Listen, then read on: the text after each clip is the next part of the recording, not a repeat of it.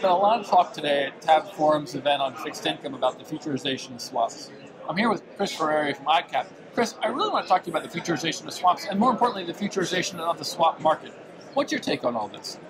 Thanks. It's great to be here. This is always a great event. I think it's a very important distinction to make.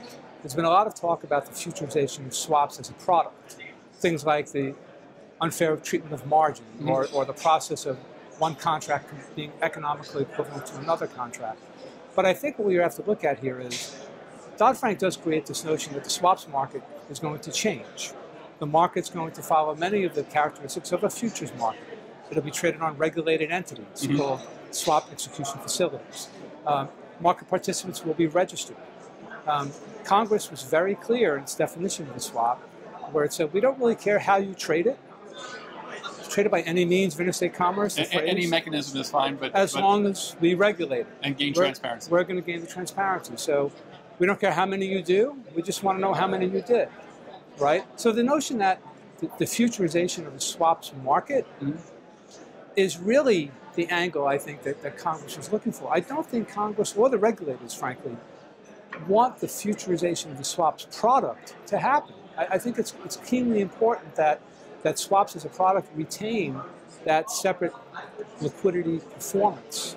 That's different than cash, different than the cash market, that's different than the futures market. Different from the futures derivatives market. So I've had a lot of conversations with broker-dealers and folks in the marketplace, and they've talked about the economic incentive to move to futures, but they've also talked about the disincentive because they have different return curves, they're different products. Well, and it's the result of that differentiation between the products that allows traders to actually trade the basis, the relationship between cash treasuries, interest rate swaps, interest rate futures, treasury futures, right? If a dealer is asked to quote $500 million of a 5-year note to a buy-side firm, that dealer can look to the cash market only and say, I think 5s are cheap, I'm not going to quote them. But they don't. They say, I'm going to give a very competitive quote, and I can either hedge it from position, I can hedge it from the futures market, I can hedge it from a fixed versus floating interest rate swap. There are many different characteristics of the market that they can put capital to work at. If you look at that as sort of a three-legged stool of markets and you kick out one of those legs and say, well, no, it's identical. But isn't that a sort of your position on the futurization of the market as a whole, isn't that a very nuanced view for Congress to take? And many would think that Congress, while having good intentions maybe, is not that nuanced about the market. It's a very sort of mature position for them to take, isn't it? I think it's, as a citizen, no, I'm serious, as a citizen, I'm glad they took that view. I mean, this was debated heavily, right? It started back in May, I think it was May 13th of maybe 2008. Right, just as the... 2009. 2009, just after the crash. Just after the crash, where Secretary Geithner issued that letter that gave a framework. Right. And interestingly enough, that one-page letter was very much a framework that Dodd-Frank eventually turned into. So I do think that it would be unfortunate to say that process, that legislative process that was debated and hearings were held and every word was fought over, right, should be just shrugged away with the notion that, well, it's just like futures, so let's just trade futures. Because there has been a lot of talk about people trying to futurize individual products, but the regulators seem to be not very much in favor of that. They want to keep the structure, talking the way you have, sort of move the whole market structure in a direction.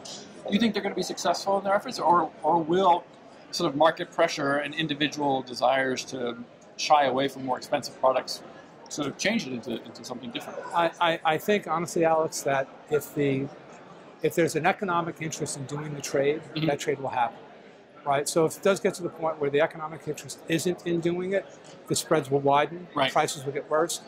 If the interest rate swap market is no longer liquid because it's moved to futures, they're not going to get as good a quote as they would have if the dealer can offset that risk like for like. Gotcha. So I think the end user of this has a vested interest in the practicality of an interest rate swap, the practicality of a non-deliverable forward. I think there's hedge accounting principles that come into play. I think it's demonstrated that if the secondary market is liquid, right, that it gives better pricing to the primary market. So I think all of those things factor in. And I wouldn't be so eager to rush into the notion that I can unplug one product and plug in another. There's 30 years of interest rate swaps that exist today. Yeah, there's a long history of them. They perform a very particular role in the marketplace. And I do personally agree that they're not going to go away overnight just because of a small, Well, I think your research has shown that. Will did a great job this morning in introducing some of those points. That they'll take a certain percentage of the market. I think Tabb estimated 3%. Yes, so around that, and that's a large notional value. Sure. But in the scope of things, it is a very manageable portion of the market. Right. Chris, I want to thank you very much for joining us here at TabbFORUM. Thanks very much. Thank you very much.